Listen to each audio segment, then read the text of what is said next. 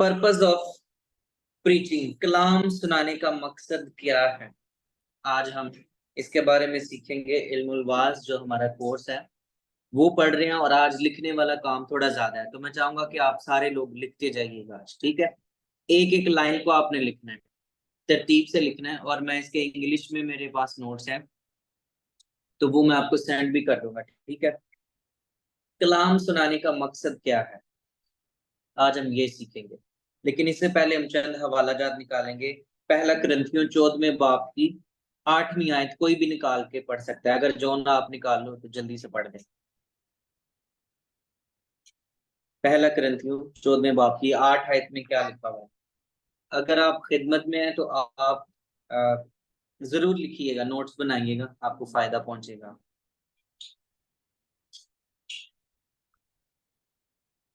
जी, किसको मिल गया हवाला? पहला कुरिन्थियों 14 बाब की 8 आयत।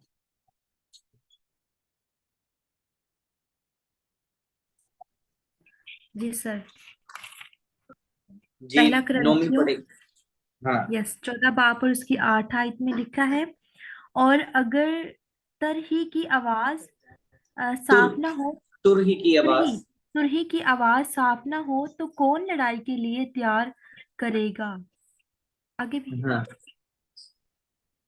कौन लड़ाई के लिए तैयारी करेगा? अगर तुरही की आवाज साफ ना हो तो कौन लड़ाई के लिए तैयारी करेगा। Thank you Nomi. आगे भी पढ़ो जरा, एक लाइन और है। ओके। और ऐसे ही तुम भी अगर जुबान से वाजिया बात ना कहो तो जो कहा जाता है क्यों कर समझा जाएगा। तुम हाँ, हवास okay, thank you. Okay. Okay, thank you, thank you. अच्छा, यानी अगर तुरही की आवाज साफ ना हो, एक म्यूजिक की आवाज साफ ना हो, तो क्यों कर वो पहचाना जाता है। आपको पता है जब बांसुरी बजाई जाती है तो उसकी धुन से पता चल जाता है कि कौन सा गीत है, कौन सा जरूर है। किस किस को पता है? जब हारमोनियम पर कोई गीत बजाया जाता है तो साफ पता चल जाता है कि ये वाला गीत बजाया जा रहा है। तो जब बेजान चीजों में से आवाज निकलती है तो लोग पहचान लेते हैं कि कौन सी बात कही जा रही है, किधर को बात जा रही है। तो हम जो इंसान है जब वो बात करें जो बामायनी हो, जो असर छोड़े, जो लोगों को समझ लगे, राइट। अगर तुरही की आवाज साफ ना हो, अगर आपका मैसेज साफ नहीं है, अगर आप सही बात सुना नहीं रहे अगले बंदे को, अगर आप खुद आगे पीछे गलत सुर लगा रहे हैं, तो किस तरह से जो फूंका जाता है या जो बजाया जाता है वो लोगों को समझ आएगा। तो इसका मतलब ये है कि अगर आपका मैसेज अच्छा नहीं है, अगर आपकी तैयारी अच्छी नहीं है, आपने सरमन ठीक लिखा नहीं है, आपने मैसेज अच्छा तैयार नहीं किया, तो लोगों को कुछ समझ नहीं आएगी। मैंने कुछ लोगों को देखा है, वो कलाम शुरू करते हैं, बाबे आदम से शुरू करते हैं, और फिर वो मुकाशवा तक लेकर जाते हैं, और फिर कभी अब्राहम पर, कभी मूसा पर, फिर यीशु मसीह पर फिर वापस आ जाते हैं, फिर सलीब पर वापस आ जाते हैं, फिर तूफान पर वापस आ जाते हैं। नूह का तूफान आया। सो इतनी ज्यादा सैर करने के बाद वो फिर वापस आते हैं अपने टॉपिक पर। तो इस तरह से अगर तुरही की आवाज साफ ना हो तो कैसे लोगों को समझ लगेगी, राइट। यहां तक आपको मेरी बात की समझ लग गई है जो मैंने कहा है। इसका क्या मतलब हुआ कि आपका मैसेज जो है, आप जो सरमन तैयार कर रहे हैं, आप जो कलाम सुना रहे हैं, वो वाजिया वाजिया लोगों को समझ आना चाहिए। आपकी जुबान लोगों को वाजिया समझ में आए, आपके अल्फाज लोगों को वाजिया समझ में आए। आप बहुती अंग्रेजी ना बोलो, बहुती कुछ लोगों को मैंने देखा वो बड़ी मुश्किल उर्दू बोलते हैं, है ना। तो अगर लोगों को समझ नहीं आ रही तो फिर फायदा, है ना। कुछ लोग पंजाबी बड़ी गुड़ी बोल रहे हैं। सो कोशिश करें कि आप ऑडियंस को, सामने वाले लोगों को मद्देनजर रखते हुए सरमन तैयार करें। उन जो उनको समझ आता है वो तैयार करें। अनिशा भी अब आ गई है 20 मिनट लेट, वेलकम। जो कुछ आप तैयार कर रहे हैं वो लोगों की जरूरत के मुताबिक हो, ठीक है। अगर तुर ही की आवाज साफ ना हो तो आपने अपने मैसेज को बड़ा साफ बयान करना है। किस किस ने ये जुमला सुना है कि मुझे आज कलाम की समझ नहीं आई? या अक्सर कौन कहता है? प्लीज मुझे बताएं। माइक खोले और मुझे बताएं। कभी किसी ने ये जुमला सुना है कि जब पास्टर साहब कलाम सुनाते हैं मुझे समझ नहीं आती? किसी को कहते सुना है? उमर भाई आप बताएं। हेलो। जी जी पास्टर जी, पास्टर जी बहुत सारे लोगों को सुना है।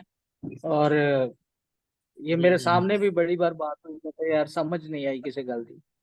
अच्छा जी, ओके, थैंक यू। समझ नहीं आई तो हो सकता है कि जो सुनाने वाला है वो ठीक बयान ही नहीं कर रहा हो। दो रीजन हो सकती हैं। या तो जो सुनाने वाला है वो सही सुना नहीं रहा, या फिर जो सुनने वाला है उसको समझ नहीं है। कितने ना कितने तो गलती है, राइट। लेकिन इसकी रीजन क्या होती है कि लोगों को कई बार ज्यादा समझ नहीं आती। लोगों को ज्यादा समझ इसलिए भी नहीं आती कि हमारा जो मैसेज होता है, हमारे जो मैसेज का स्ट्रक्चर होता है वो बहुत बड़ा हाई फाई होता है, मैच्योर लोगों वाला सरमन होता है। यानी कि वो मैसेज जो है बड़े जिसे मैच्योर क्रिश्चियन कहते हैं, या खादमों के लिए होता है, पास्टर्स के लिए होता है, नौजवानों के लिए जो सरमन होता है, मैच्योर क्रिश्चियनों के लिए जो सरमन होता है, वो सरमन हम उठाकर नए ईमानदारों को सुनाना शुरू कर देते हैं। इस वजह से भी उनको समझ नहीं आती। मैंने देखा है जब आप कलाम सुनाते हैं, मैंने देखा है जब आप कलाम सुनाते हैं ना मौजज़ात पर, लोग बड़े खुश होते हैं। यीशु ने पानी को मैं बना दिया, यीशु मसीह ने लाजर को जिंदा कर दिया, हालेलुया, प्रेज द लॉर्ड। लोग सिर्फ इस तरह के सरमन को पसंद करते हैं, ये बूस्टिंग पॉइंट होते हैं कि जब भी आप यीशु की शान को बयान करेंगे लोग बड़ा खुश होना शुरू हो जाएंगे। तो सादा सादा सी बातें लोगों की समझ में बड़ी आसानी से आती है ना। लेकिन जो ही आप कोई थियोलॉजिकल कोई गहरी बात करेंगे फिर लोगों को समझ नहीं आती। तो मैं ये नहीं कह रहा कि आपने यीशु की बड़ाई या मोजज़ात नहीं बयान करने, मैं कह रहा हूँ कि आपने ऑडियंस के मुताबिक कलाम सुनाना है। जो सामने बैठे हुए हैं उनको उनका जायजा ले लेना है। अगर कोई आपको इनवाइट करता है कि हमारे चर्च में आकर कलाम सुनाएं, तो आपने उससे पहला क्वेश्चन ये करना है कि आपके इतना भी नहीं क्वेश्चन करना कि वो बेचारा परेशान ही हो जाए कि ये क्यों मेरे चर्च की तहकीकात कर रहा है, राइट। अगर आपको पहली बार किसी चर्च में कलाम का मौका मिला है तो सादा सा मैसेज तैयार करें, राइट। सादा सा, बहुत मुश्किल मैसेज ना आप तैयार करें, ताकि वहां के लोगों को आप जानते नहीं हैं, वो ईमानदार हैं, मैच्योर हैं, सख्त गजा खा सकते हैं या नहीं खा सकते, या नरम गजा खा सकते हैं, राइट। यहाँ तक क्लियर है सबको? सो आपका सरमन जो है वो ऑडियंस के मुताबिक होना चाहिए, और सादा और आसान हो, और उसकी सबसे पहली शर्त ये है कि लोगों को समझ आनी चाहिए। ये बात क्लियर है सबकी? Very simple message. Saba Fayaz बताना चाह रही हैं कुछ? अच्छा जी, ओके, थैंक यू। ओके, अभी मैं आपको 6 बातें लिखवाऊंगा। 6 पॉइंट हैं, लेकिन पॉइंट के साथ अंग्रेजी जुमले हैं। वो अंग्रेजी जुमले आपने, जो मैं उर्दू बताऊंगा वो लिखने हैं, क्योंकि ये बड़े जबरदस्त हैं, ठीक है। लेकिन इससे पहले एक और हवाला निकालेंगे। लूका 6 बाब की 45 आयत। जल्दी से हवाला निकालें, लूका 6 की 45। मिस नोमी अगर पढ़ दे तो अच्छा होगा। लूका 6:45।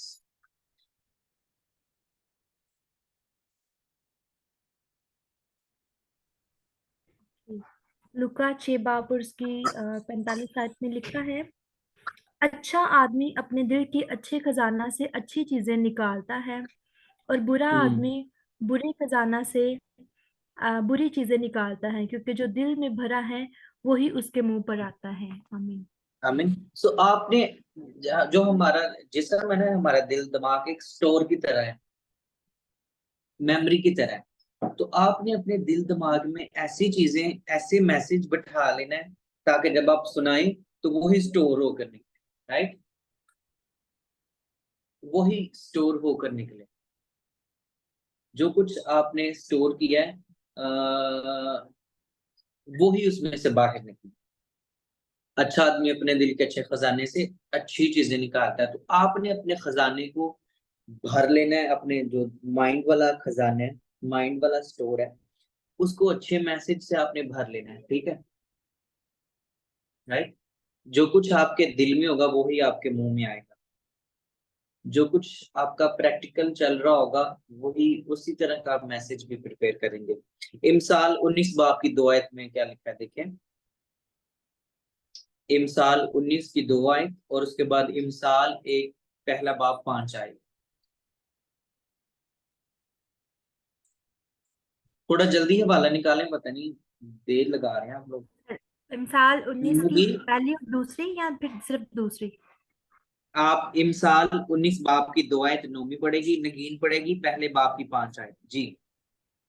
ओके। ये भी अच्छा नहीं कि रूह इल्म से खाली रहे, जो चलने आमीन, में ओके, जल्दबाजी करते हैं लग जाता है। आमीन, थैंक यू। ये भी अच्छा नहीं कि रूह इल्म से खाली रहे। तो आप लोगों ने सीखना है कि हाउ टू प्रीच। ये कोर्स कौन सा है? इल्मुल वास, कि हमने कलाम कैसे सुनाना है। ये भी अच्छा नहीं कि रूह जो है वो किससे खाली रहे? इल्म से खाली इलम रहे। तो से। आपने अपने आपने नोट्स बनाने हैं। ये जो इल्म हम हासिल कर रहे हैं, ये जो तरबियत हम हासिल कर रहे हैं, ये एक बड़ा काम करेगी आपकी जिंदगी में आने वाले दिनों में, राइट? अब ओके, पहले बाब की 5 आयत में क्या लिखा है? ताकि दना आदमी सुनकर इलम में तरक्की करे और फहीम आमीन। आदमी दुरुस्त मशवरत तक हाँ, पहुंचे। आमीन। पहले जरा पहली लाइन पढ़ना। दना आदमी सुनकर क्या करे? इलम में तरक्की तरक्की करे। करे। हाँ, दना आदमी सुनकर इल्म में तरक्की करे। जो जो आपको सुने उसकी तरक्की होनी चाहिए। जॉन भाई, मैंने क्या कहा है? जो जो सुने उसकी तरक्की होनी चाहिए। हाँ, जो आपके कलाम सुने उसकी जिस्मानी तरक्की भी हो और उसकी रूहानी तरक्की भी हो। ये ना हो कि बेचारा बुझ जाए, पहले ना ही मतलब तबाह बर्बाद हो जाए। बहुत सारी रूहें जब कलाम सुनती हैं वो बर्बाद हो जाती हैं, डिसहार्ड हो जाती हैं। कई बारी पास्टर थोड़ा सख्त कलाम सुना दे तो इसलिए ना चाहती। सो इसका क्या मतलब है कि हमने फिर सच्चाई नहीं बयान करनी। बहुत सारे लोग होते हैं जो कलाम को अपने ऊपर ही ले लेते हैं, लिया जो सारा कलाम पादरी साहब ने मेरे से ही सुना देता है। इस बात को हम कैसे हल कर सकते हैं? मेरा नहीं ख्याल कि इसका कोई हल है, क्योंकि जब तक कलाम लगेगा नहीं तब तक आप बदलेंगे नहीं, है ना?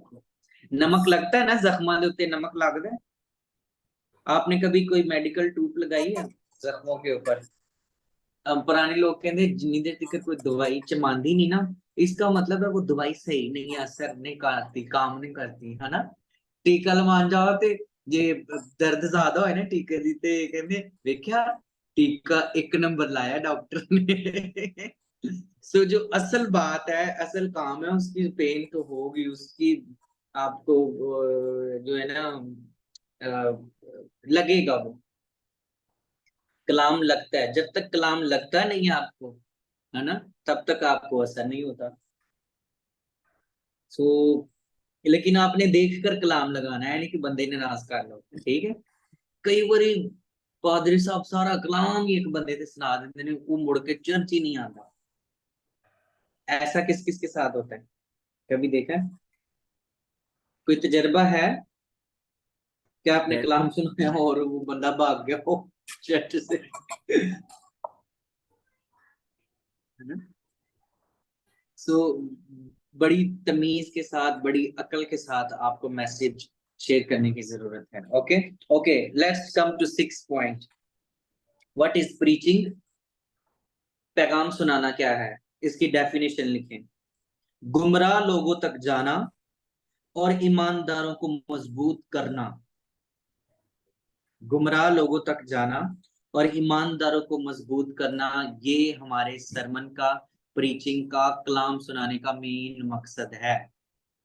लिखिए ये लाइन, गुमराह लोगों तक जाना और ईमानदारों को मजबूत करना। सो दो बातें हैं आपके कलाम में, आपके सरमन में जो कुछ आप प्रीच कर रहे हैं उसमें दो चीजें हों। एक तो गुमराह लोगों के लिए जो लोग यीशु से दूर हैं, वो जब सुने तो वो यीशु के पास वापस आ रहे हैं। दूसरी बात, जब आप प्रीच करें तो ईमानदार मजबूत हों। दो बातें एक अच्छे सरमन में होनी चाहिए। जॉन, कितनी बातें? 2 बातें।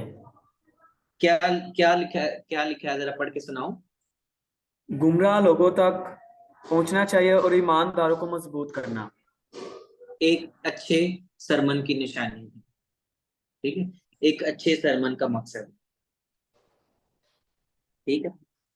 ओके, सो हमारी प्रीचिंग का मकसद क्या है? हमारी प्रीचिंग का पहला मकसद है कि हमने अपने ईमान का बयान करना है। Preaching is to define the faith, अपने ईमान का इजहार करना। ईमान ये नहीं कि मैं यीशु पर ईमान रखता हूँ, यानी कि आपकी जो फेथ स्टेटमेंट है, आपका जो नजरिया है, वो बयान करना है आपने। ठीक है, क्या आप यीशु को क्या समझते हैं, बाइबल को क्या समझते हैं, ये वाला ईमान, फेथ स्टेटमेंट वाला ईमान। Okay, probably the foremost purpose in preaching is to proclaim the truths of scripture. So लिखे उर्दू में कि कलाम सुनाने का सबसे पहला मकसद ये भी है कि आप कलाम की सच्चाइयों को बयान करें। आपके सरमन का सबसे अहम हिस्सा ये होना चाहिए कि आप कलाम की सच्चाइयों को बयान करें। ये लिखने वाला काम है, सारा आपने लिखना है। ठीक है, जब भी आप कलाम सुनाएं, आपने कलाम की सच्चाई को बयान करना है। Every sermon should convey the truths of scripture in such a way that the audience gains a greater understanding of doctrine. हर वो कलाम जब आप सुनाते हैं तो लोगों को कलाम की तालीम की समझ आनी चाहिए। उमर भाई, आपने लिखा, मुझे रिपीट करें, आपने क्या लाइन लिखी है? हर वो कलाम जो आप सुनाते हैं, जब आप सुनाएं तो लोगों को बाइबल की तालीम की सही वाज़िया समझ आनी चाहिए, इसका ये मतलब है। मैंने आपने लिखा लिखा है उमर? कलाम, जी कलाम सुनाने का अहम मकसद ये होना चाहिए कि कलाम की सच्चाइयां बयान करें। हाँ, उसके आगे, जब आप कलाम सुनाएं तो लोगों को वाज़िया तौर पर कलाम की तालीम की समझ आनी चाहिए। दूसरी लाइन ये है, ठीक है, तालीम की, आपके ईमान की समझ आनी चाहिए। ओके, दूसरा point, preaching is to defend the faith. आप इस वजह से भी कलाम सुनाते हैं, या कलाम का ये भी मकसद होता है कि आप अपने ईमान का दफा करते हैं। आप अपने ईमान का क्या करते हैं? दफा करते हैं। दफा की सही डेफिनेशन क्या होगी? कोई मेरे ज़हन में नहीं आ रही। कोई बता सकता है दफा को खुले लफ्जों में और क्या कहेंगे हम इसको? दफा करना यानी कि अपना अपना मुद्दा बचाव बयान करना, करना, मुद्दा बयान अपना करना। बचाव, अपना मुद्दा बयान करना या दलाइल देना, है ना। Preaching is to define the faith. कलाम सुनाने का मकसद ये भी है, डिफेंड कि आप अपने ईमान का दफा कर सकते हैं। कलाम सुनाने का मकसद सिर्फ यही नहीं है कि आप सिर्फ कलाम सुना दें, ठीक है, कलाम की सच्चाइयों को बयान करें। हमने अपने कलाम में इसका दफा भी करना है, क्योंकि इब्लीस जो है, दुनिया जो है, और ये जिस्म जो है, उसकी कोशिश है कि वो कलाम की सच्चाइयों पर अटैक करें। दुनिया, शैतान और जिस्म की ख्वाहिश है कि वो कलाम की सच्चाइयों पर अटैक करें। तो आपने अपने कलाम में ईमान का दफा भी बयान करना है। बहुत सारे लोग कहते हैं कि यीशु मसीह को सलीब नहीं दिया गया था। हेलो, मेरी गल दी समझ लग रही सारे ने? Yes sir. बहुत सारे लोग कहते हैं कि यीशु मसीह को सलीब नहीं दिया गया था। अब आपने इसका दफा कैसे करना है? एक सरमन कैसे तैयार करेंगे आप? कोई बताएगा? बाइबल में से इसके वर्ड्स लेके कि बाइबल में लिखा है कि यीशु मसीह को सलीब दिया गया है। हाँ, ओके, थैंक यू। माइक बंद करिए करो पूरा। बाइबल में से आपने दलाइल पेश करने हैं, तो इसका क्या मतलब है कि आप अपने ईमान का दफा कर रहे हैं, ठीक है। लोग कहते हैं कि यीशु मसीह जो था वो शराब बनाता था, वाइन बनाता था। अब आपको पता होना चाहिए कि वो वाइन कैसे बनी थी, क्यों बनी थी, वो वाइन किस सूरत में बनी थी। आपने इसका दफा करना है, तो ये क्या बनेगा कलाम सुनाने के साथ आपने अपने ईमान का और कलाम का दिफा करना है। ये फैसलाबाद वाले बच्चों को समझ आ रही है मेरी? प्लीज माइक खोल कर ये जो भाई पर्पल शर्ट वाले हैं सामने आकर मुझे बताएं कि ये जो आखिरी जुमला हमने बोला है ये क्या बोला, आखिरी लाइन जो थी वो क्या थी हमारी?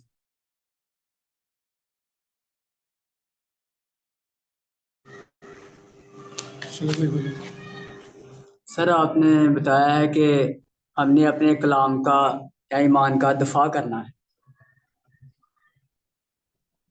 उससे ऊपर वाली लाइन क्या थी वो पढ़ के सुनाइए जरा, सारा जुमला, पूरा जुमला जो लाइन मैंने लिखवाई है वो क्या है, प्लीज पढ़िए।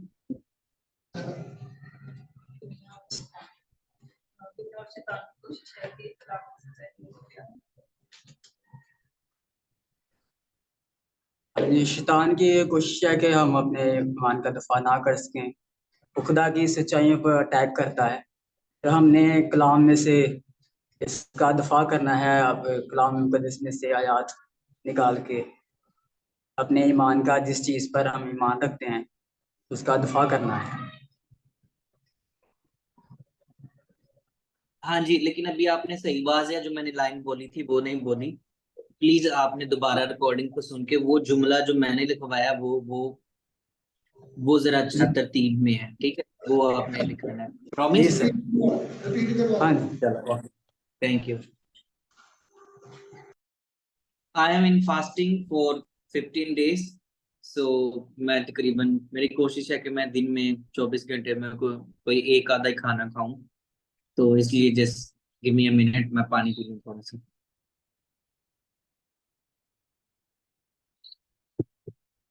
ओके, तो तीसरी बात, प्रीचिंग का मकसद है एवेंजलाइज करना।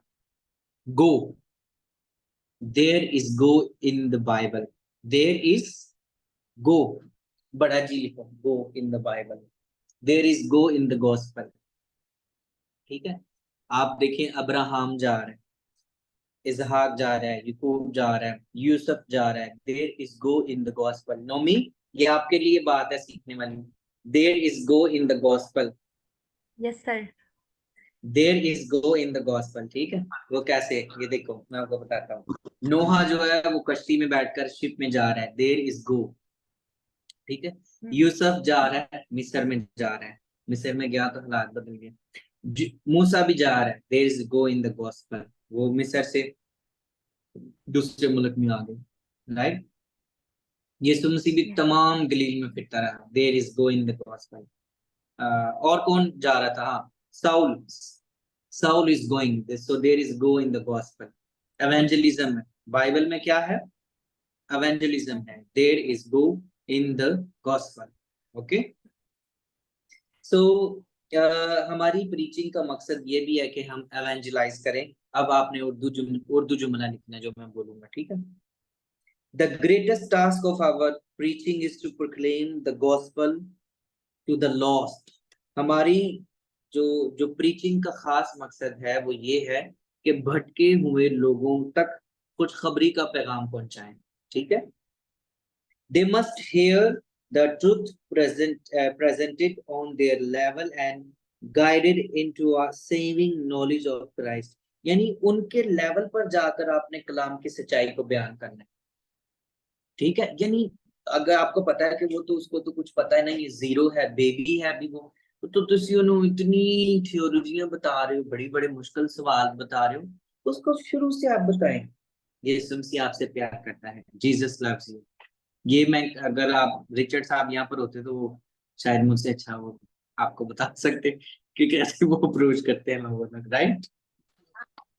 He is very expert.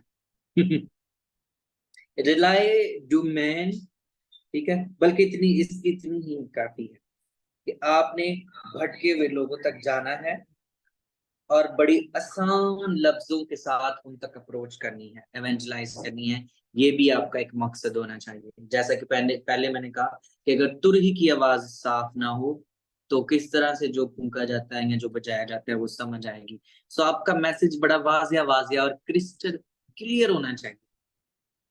आमीन। ये कौन सा पॉइंट है, तीसरा कि चौथा? 3 पॉइंट, थर्ड। 3 हो गए हैं, अभी चौथा लिखना हमने, right? Yes sir. Okay, preaching is to point out sin. आपके कलाम का मकसद ये भी होना चाहिए कि आप गुनाह को वाज़िया करें, गुनाह को वाज़िया करें, गुनाह की मुखालफत करें, गुनाह को लोगों तक जो है लोगों को गुनाह की पहचान कराएं। आपके प्रीचिंग का मकसद ये भी होना चाहिए कि गुनाह की लोगों को पहचान करवाएं, right? Okay, if you look at the sermon in the New Testament, you will see that there is never one that handles sin lightly. नए अहदनामे में किसी ने भी गुनाह को बड़ा सादा सादा नहीं लिया। नए अहदनामे की प्रीचिंग में Christ was bold in exposing the Pharisees, John the Baptist in denouncing Herodias' immorality, and Peter in implicating the Jews on Christ, that we cannot show the way to the light without pointing out the darkness. ठीक है? तो आप जैसे कि यीशु मसीह ने हेरोदिस फकीर और फरीसियों की मुखालफत की, है ना? वो क्योंकि वो गुनाहगार थे अक्सर, तो यीशु मसीह उनके गुनाहों को जो था उन पर वाज़िया कर देता था। फिर यूहन्ना जो बपतिस्मा देने वाले था, उसने भी हेरोदियास की और हेरोदिस की मुखालफत की। पता है ना उसका गुनाह, उसको जाहिर किया, उसने कहा तूने अपनी भाई की बीवी को रखा हुआ है। सो पॉइंटिंग आउट द सिन हमारे सरमन का ये भी एक मकसद है। और किसकी मिसाल दी गई है? पतरस की, कि उसने यहूदियों को बताया कि जिस यीशु मसीह को तुमने कत्ल कर दिया था वही जिंदा खुदा का बेटा मसीह है। सो आपके सरमन का मतलब ये भी होना चाहिए कि आपने लोगों को गुनाह की पहचान करवानी है, लोगों के अंदर जो खामियां हैं, खूबियां हैं, वो आपने बयान करनी है, लेकिन इस अंदाज से कि वो क्या कहते हैं पंजाबी में, सांप भी मर जाए कि भैंस भी मर जाए? हाँ, सांप भी मर जाए, सांप भी मर जाए, लाठी भी ना टूटे। लाठी भी नहीं टूटे। हाँ सांप, सांप भैंस भी मर जाए और लाठी भी ना टूटे। क्या? सांप भी मर जाए और लाठी भी ना टूटे। लाठी भी ना टूटे। सांप भी मर जाए और लाठी भी ना टूटे। यस, इस अंदाज से आपने अगले बंदे को समझाना। यहाँ तक सब क्लियर है? किस किस को बरकत मिल रही है और एंजॉय कर रहे हैं आज के सेशन को? हेलो, किसी ने कोई रिस्पॉन्स ही नहीं किया। मैं देख रहा हूँ सबको। बोलकर बताएं ना, ऐसे थोड़ी होता है जी। पास्टर लुइस मैथ्यू साहब प्रेज गॉड और ग्लोरी लिख टू द रहे हैं लॉर्ड। आप? जबरदस्त जबरदस्त, बहुत बहुत बरकत और बहुत सारी नई चीजें, नए ओके, अंदाज। हम आगे चलते हैं। Thank you, keep it up. Okay आगे चलते हैं। ये कौन सा पॉइंट है? पांचवा? हाँ, या पांचवा नेक्स्ट। पॉइंट। पांचवा point, preaching is to challenge the Christian. कलाम सुनाने का मकसद ये भी है कि आप ईमानदारों को एक चैलेंज दे दें, है जी। Preaching should aid the Christian in growing in grace. आपका कलाम जो है वो ईमानदारों को एक ऐसे मददगार साबित होना चाहिए कि वो आगे बढ़ते जाएं। ठीक है? कई बार हम ठंडे ईमानदार होते हैं। कौन से ईमानदार? सॉरी, मैं सारे लफ्ज वाज़िया वाज़िया बोलता हूँ, बिकॉज अगर बाइबल टीचर सही बात नहीं बताएगा तो फिर शायद मुझे ऐसा लगता है कि मैं आपके साथ धांधली करूंगा, है ना? अगर किसी को कोई बुरा लगता है तो please, I am like that, है ना? क्योंकि अगर बाइबल स्कूल में आपको सही बातें खोल खोल कर नहीं बताई जाएंगी तो फिर कहाँ पर बताई जाएंगी, राइट? सो प्रीचिंग का मकसद ये भी होता है कि आपने ईमानदारों को झंझोड़ देना है। कितने लोग हैं जिनका ये तजर्बा हुआ है कि आप किसी से मिले हों और वो कहे आपको, मैं पहले क्वायर में गीत गाया करता था, मैं पहले कलाम सुनाया करता था, अब जब से मैं बिजी हो गया हूँ, नई जॉब मिल गई है, मैं कनाडा में आ गया हूँ, मैं थाईलैंड में आ गया हूँ, मैं मलेशिया में आ गया हूँ, मैं तो इतना बिजी हो गया हूँ। मैंने बड़े ऐसे लोग देखे हैं। किसी का कोई और तजर्बा है? मैं तजर्बा सुनना चाहता हूँ, अगर कोई बता सकता है मुझे तो। किसी का तजर्बा है? ईमानदार ठंडे हो गए हो? नहीं? जी जी जी जी पास्टर जी, म- अच्छा। मैं जी मैं जानता हूँ कुछ ऐसे पर्सनल जो मेरे लिंक के लोग हैं, यानी कि हम उस एज में बड़े हैं, तो वो मुझे कहते हैं जो मैं गांदा सा ना तो मैं इंज कर देंदा सो कर दे सा, है ना। तो मैंने फिर कहा कि अच्छा। अभी मतलब मैं गांदा नहीं हूं, की मसला है, अभी क्यों नहीं गा रहे आप ना। तो राइट, हाँ। तो यही मोस्टली है लोग कि आप हैं। तो आपने ऐसे लोगों को झंझोड़ना है, चैलेंज देना है ऐसे लोगों को। जॉन, ऐसे लोगों को आपने क्या करना है? चैलेंज देना है कि भाई आगे बढ़ो। ठीक है, खुदा उनके फजल में आगे बढ़ो, अब भी आप कर सकते हो। You can do it now. It should not warn of expose sin. It should also inspire and challenge to reach greater heights. ठीक है, आपका कलाम जो है ये लोगों को सिर्फ पॉइंट आउट ही ना करे, वार्निंग ही ना दे, बल्कि लोगों को एक चैलेंज भी दे कि वो सोचने पर मजबूर हो जाए कि ओहो, मैंने तो बहुत बड़ी गलती की है, यीशु का दामन छोड़कर बस याद करके तू कहां से गिरा और तौबा करके पहले की तरह काम कर। पहले की तरह क्या कर? काम कर। काम कर। जॉन बोल रहे काम कर। ओके, आखिरी point. Preaching is to meet the needs of the audience. कलाम सुनाने का मकसद ये भी होता है कि आप सामने बैठे हुए लोगों की जरूरत के मुताबिक कलाम सुनाएं। जरूरत के मुताबिक क्या सुनाएं? हेलो। कलाम सुनाए। जरूरत के मुताबिक, इसका क्या मतलब है कि लोगों की जरूरत के मुताबिक? लोगों की जरूरतें तो बहुत सी होती हैं। खाने पीने की जरूरतें होती हैं, शादी ब्याह की जरूरतें होती हैं, पैसे की जरूरत होती है। तो आप रुपए पैसे पे कलाम शुरू कर देंगे, झगड़े पे कलाम शुरू कर देंगे? वही बात, यानी जिस्मानी जरूरत और रूहानी जरूरत पर आपका मैसेज होना चाहिए। कई बार हमारा मैसेज सिर्फ नॉलेजमेंट ही होता है ना? कॉपी पेस्ट हमने रटाया सुना दिया हुआ था। ओरिजिनल मैसेज जो है वो ऊपर से आता है, आप पर आता है, आपको दिया जाता है और आप फिर आगे दे देते हैं। सो एक अच्छे मैसेज की ये भी खासियत है कि वो ऊपर से आता है। A sermon is only effective if it is received and it meets a need. एक अच्छा कलाम वही साबित होता है जो ऊपर से मिलता है और जो लोगों की जरूरत के मुताबिक होता है। लिखे उर्दू में, एक अच्छा कलाम वही होता है जो ऊपर से आता है और लोगों की जरूरत के मुताबिक होता है।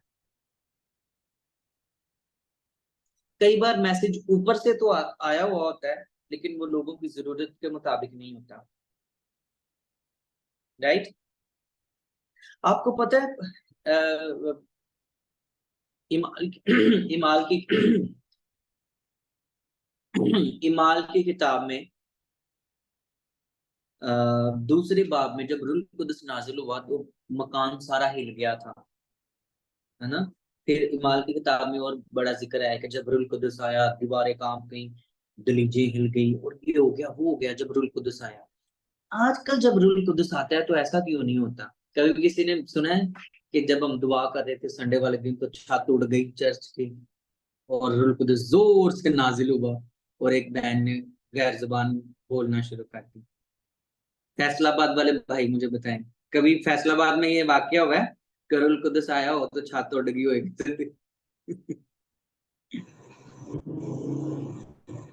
लेकिन कुछ लोग उड़ा देते हैं भाई। ऐसे ही कहते हैं कुछ। अच्छा, कुछ लोग ऐसे दुआ करते हैं, खुदावंद यीशु के नाम से पाक रुकिया के शोले मार दे। वो शोले मार के बंदा साड़ दो तुसी। शोले मार दो खुदा। कोई बंदा ना किसी दिन सड़ जाए, है ना? सो ये भी चीजें हैं, है ना? कोई कोई बंदा मतलब जुमला ठीक कर लें आप, है ना। पाकरू खुदावंद अबलीस को साड़ के सुबह कर दे, भस्म कर दे उसको। पाकरू यीशु के नाम से मुझे अभी अभी अभी ऐसा कर दे, है ना। ऐसे जुमले, कमांडिंग जुमले। सो एक अच्छा कलाम जो है वो लोगों की जरूरत के मुताबिक होता है, और ये आपके, ताकि जब he must also be diligent in ensuring that the sermon meets someone need of hearer। कलाम जो है वो सुनने वालों की जरूरत के मुताबिक हो। ओके, एक अच्छा कलाम जो है वो तीन चीजों पर असर करता है। एक अच्छा कलाम तीन चीजों पर असर करता है। चौथी चीज आपने खुद ही लिखनी है अभी, ठीक है।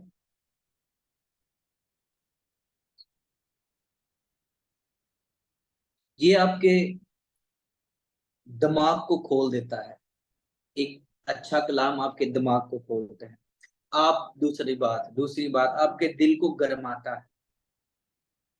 आपके दिल को गरमाता है।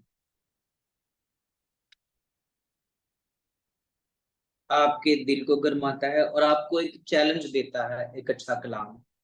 तीन बातें, आपके दिमाग को रोशन कर देता है, जहन को रोशन कर देता है, आपके दिल को गरमाता है, ठीक है, और आपको एक चैलेंज देता है। चौथी बात अभी आप सारे मशवरा करके एक एक ग्रुप वाले तो मुझे अभी बताएंगे कि एक अच्छा कलाम कैसा होता है। आखिरी पॉइंट 4 पूरे करने, ठीक है, तो आप बताएं जरा।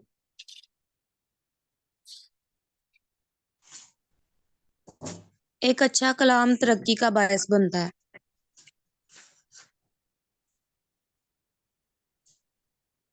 ये तो पहले ही मैंने बता दिया, जो मैंने बताया प्लीज वो ना बताएं, कुछ और बताएं, डिफरेंट एक न्यू। अच्छा कलाम जिंदगी को बदल देता है। नहीं, ये भी एक कोई खास अच्छा नहीं, कोई एक खास नहीं अच्छा लग रहा, कलाम कोई अच्छा, कोई न्यू डिफरेंट। मैं कहूँ वाह यार, ये बात सही की है, नहीं कोई चीज।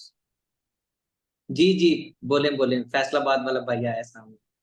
माइक माइक ओपन करो भाई, अपना माइक, माइक ओपन करो। फाइन। हाँ जी सर जी, एक अच्छा कलाम जो है वो इंसान को गहरे में ले जाता है, कलाम की गहराइयों में ले जाता है, इंसान के दिल में घर कर जाता है, इंसान को ऐसे समझ लगती है कि वो भी कलाम के गहराइयों में चले जाता है। एक अच्छा मैसेज। हाँ, ये भी कह सकते हैं कि एक अच्छा कलाम आपको सोचने पर मजबूर कर सकता है, सोचने ये पर पॉइंट। मजबूर। जी हाँ, ये मेरी बात समझ में आ रही है। तरक्की करता है, बरकत मिलती है, ये तो मैंने बता दिया सारा कुछ, सबको पता है कलाम पढ़ने से बरकत मिलती है, तरक्की होती है। ये जो है ना, ये भाई ने, क्या नाम है आपका? एल्डर यासर। एल्डर यासर साहब, आपने अच्छा पॉइंट बताया है कि एक अच्छा कलाम आपको गहराई में ले जाता है। उमर भाई जी छोड़ दें, लेफ्ट कर लिए। जी thank you. Okay, so next जो लेसन होगा वो होगा हमारा कि सरमन कितनी तरह के होते हैं, कलाम कितनी तरह के होते हैं, कलाम सरमन जो है वो किस तरह के होते हैं, ठीक है। एक ये होगा, और उसके बाद फिर मैं आपको बताऊंगा कि सरमन जो है, मैसेज जो है वो कैसे तैयार किया जाता है। तो एक आधा और 2-3 लेक्चर हम और लेंगे, फिर हम क्लोज करेंगे, ठीक है जी। सो अगर कोई क्वेश्चन, कोई कमेंट्स, कुछ अगर आप शेयर करना चाहते हो तो वेलकम। पास्टर इमैनुअल साहब, अगर आप कुछ ऐड करना चाहते हैं तो प्लीज।